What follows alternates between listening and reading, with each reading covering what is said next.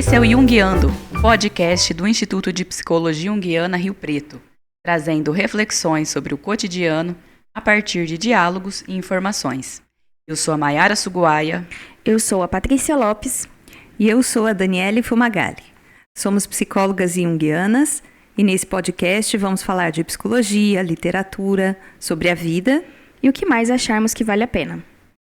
Hoje nós vamos ter um episódio avançado aqui, hein?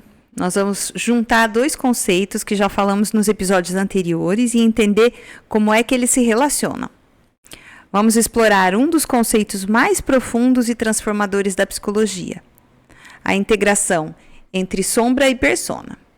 Preparem-se para uma jornada rumo à autenticidade.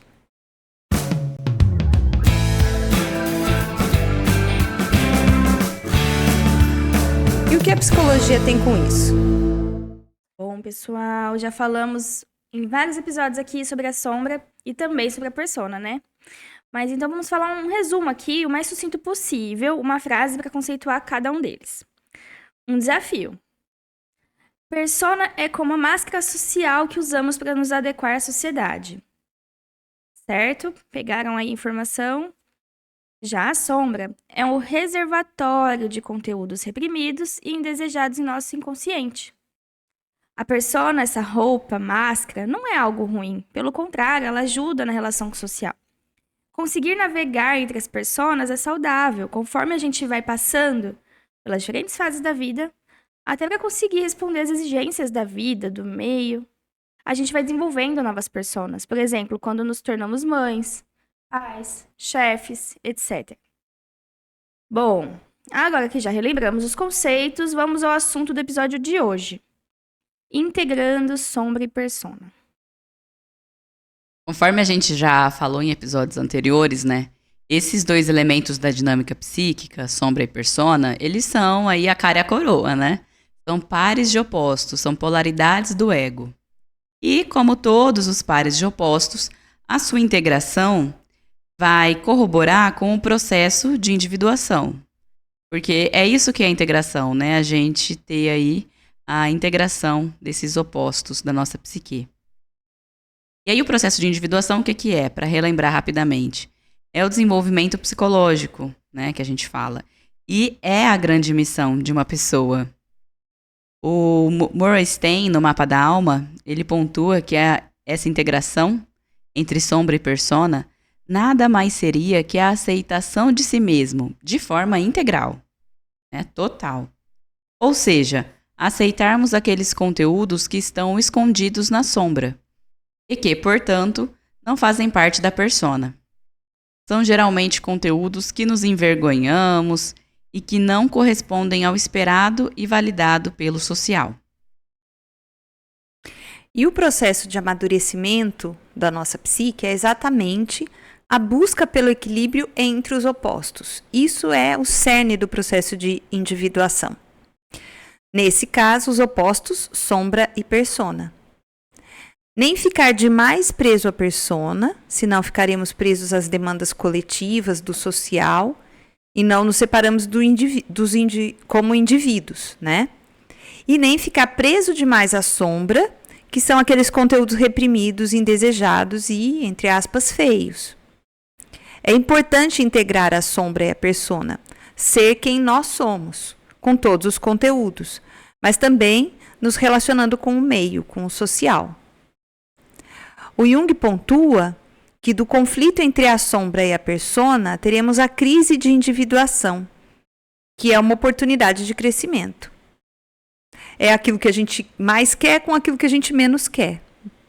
Dessa forma, a solução para essa tensão seria o ego se distanciar de ambos, persona e sombra, e criar um novo espaço como um símbolo. Esse símbolo seria a função transcendente, uma nova atitude do ego. Isso seria o objetivo da terapia, por exemplo. A gente vê bastante isso em outros campos da ciência, além da psicologia. Estava lembrando aqui uma aula de filosofia que eu tive, e aí o professor falava, né? Tese, antítese, síntese. Então, eu tenho uma tese, você tem o contrário disso. Né? Você tem uma outra ideia, você tem uma antítese. Uma antitese, literalmente, né? E da nossa discussão, a gente pode construir um terceiro de 2, Isso. que é nem lá nem cá, né? Que é a síntese. Então, eu acho que é amarelo, você acha que é azul, dá verde.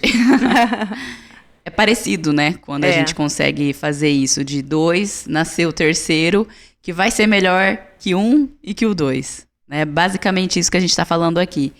Então, quando a gente fala, né, que vai ter essa tensão, ter essa crise, é tudo isso que a Dani falou, né? Ai, meu Deus, essa crise, né? Eu quero ir pro que é eu, né? Que tem mais a ver aí com o ego e tal. Ou eu quero ser todo mundo, que tem a ver com a persona. A sombra vai ter os aspectos, né, que a gente não gosta de olhar, enquanto a persona vai ter esses aspectos que justamente ao contrário, a gente quer mostrar. E essa crise toda aí sempre tem uma oportunidade de crescimento. Não é que seja fácil, né?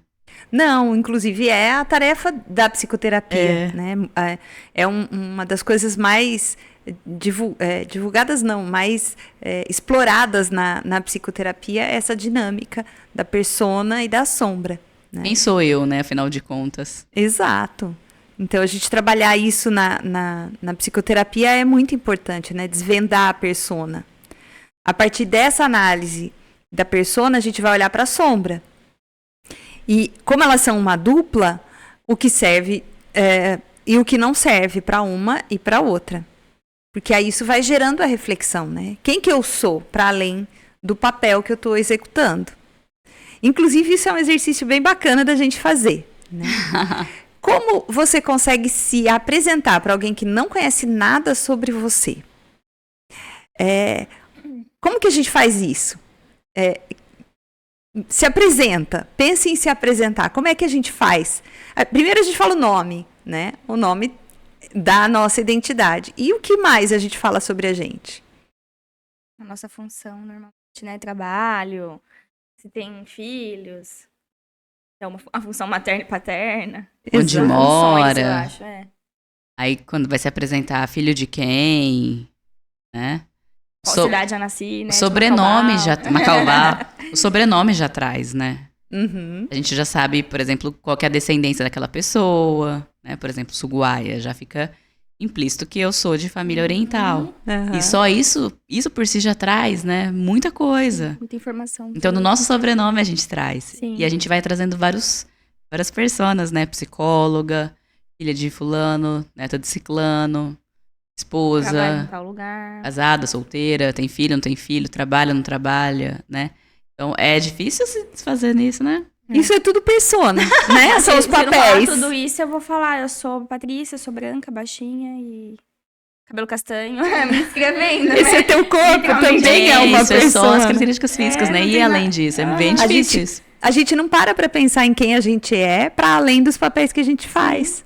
Sim. Né? E esse é um exercício bacana que, inclusive, a gente acaba fazendo na terapia. Claro que não desse jeito, mas é isso que a gente vai analisar.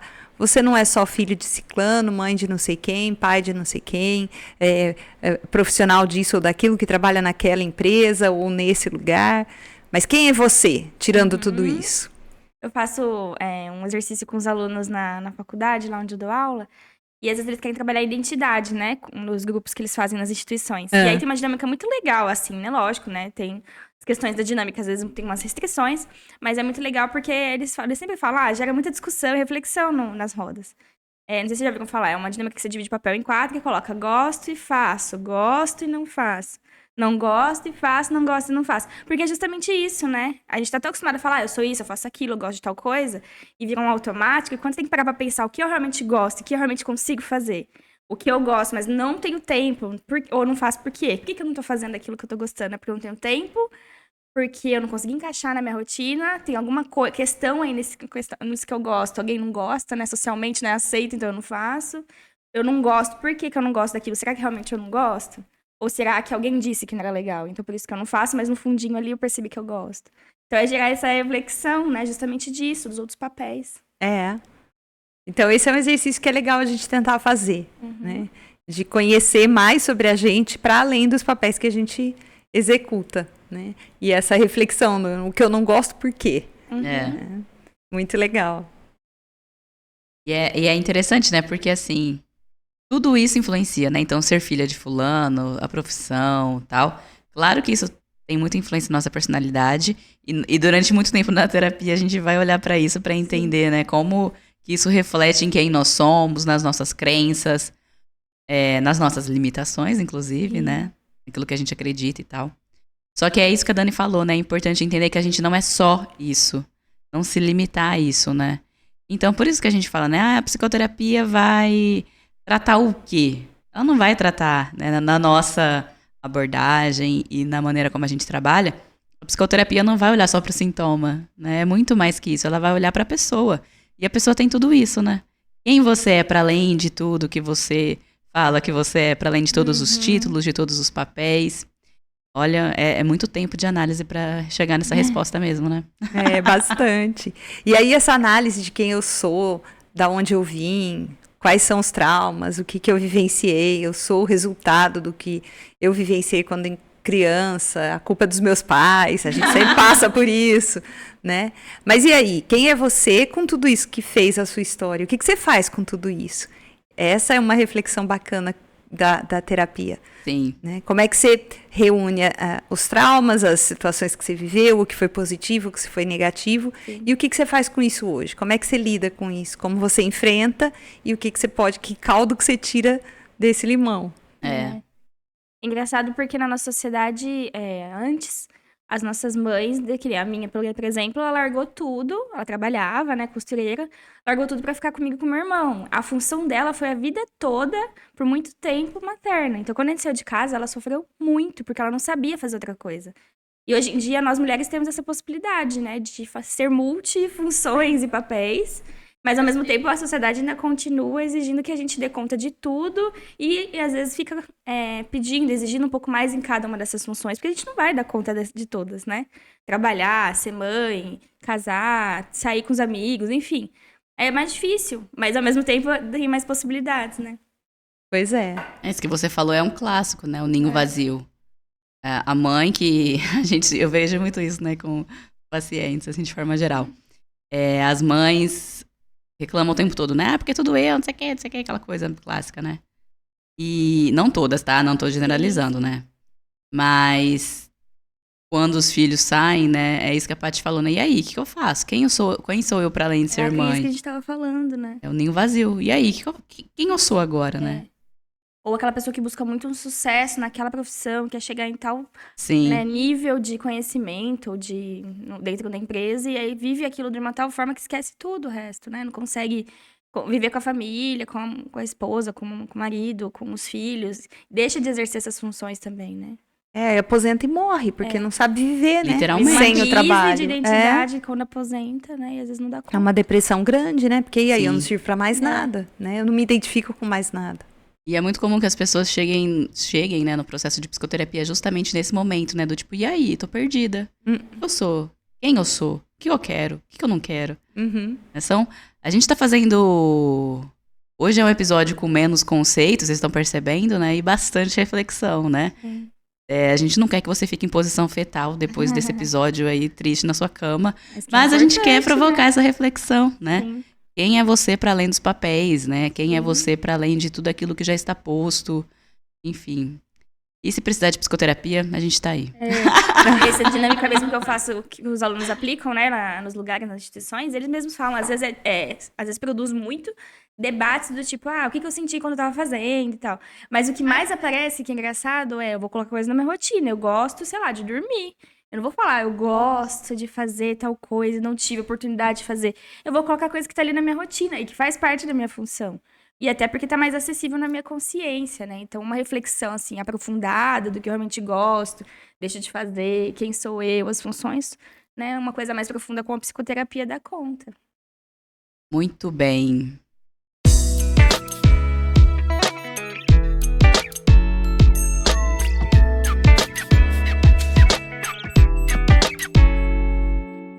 E vamos de dicas. Temos mais um filme aí de dica. E é um filme muito bom também. É um filme que mexe, né? O estômago fica meio embrulhado, assim, mas é um filme muito bom. É o filme do Cisne Negro. A Natalie Portman. A persona, ela interpreta uma bailarina, né, que é a Nina. E a persona da Nina, né, ela é bem a coisa da bailarina, né? Delicada, frágil, perfeita. Aquela música, né? Só a bailarina que não tem, né? A bailarina é perfeita, né? Só a bailarina que não tem. E ela tem bastante esse estereótipo, né? A bailarina, é interessante isso. Mas ninguém vê o pé da bailarina, né? Que é super machucado. E é muito representativo, né? Do que custa, né? Manter aquela persona de perfeição. E no caso do filme Cisne Negro, então a Nina, né, essa bailarina, ela realmente se identifica com aquela persona, né? Que segue a norma, que é perfeita, que tem a primor técnico, enfim. Aí a gente tem o conceito da sombra também no filme, né? E que ele é exemplificado pelo surgimento do lado, digamos, mais sombrio aí da Nina, à medida que ela vai se esforçando para incorporar o Cisne Negro. E é maravilhoso, né? Porque o professor lá, o técnico ali, enfim, dela, o professor fala, né, que ela estava tecnicamente perfeita, mas que ele queria mais que aquilo, ele queria conhecer o outro lado dela, né, a luxúria e outras coisas, e aí começa a entrar em contato com a sombra, né, e essa sombra, né, como é sempre muito difícil entrar em contato com a sombra, ela vai se manifestando na Nina, na paranoia dela, que ela começa a ter, alguns comportamentos autodestrutivos, alguns atos violentos, né, até agressivos, assim. E o filme, ele vai retratando, né, como que a negação e a repressão da sombra pode levar a uma explosão de comportamento sombrio e perturbador, quando ele não é reconhecido quando ele não é reconhecido, né. O que isso significa para você?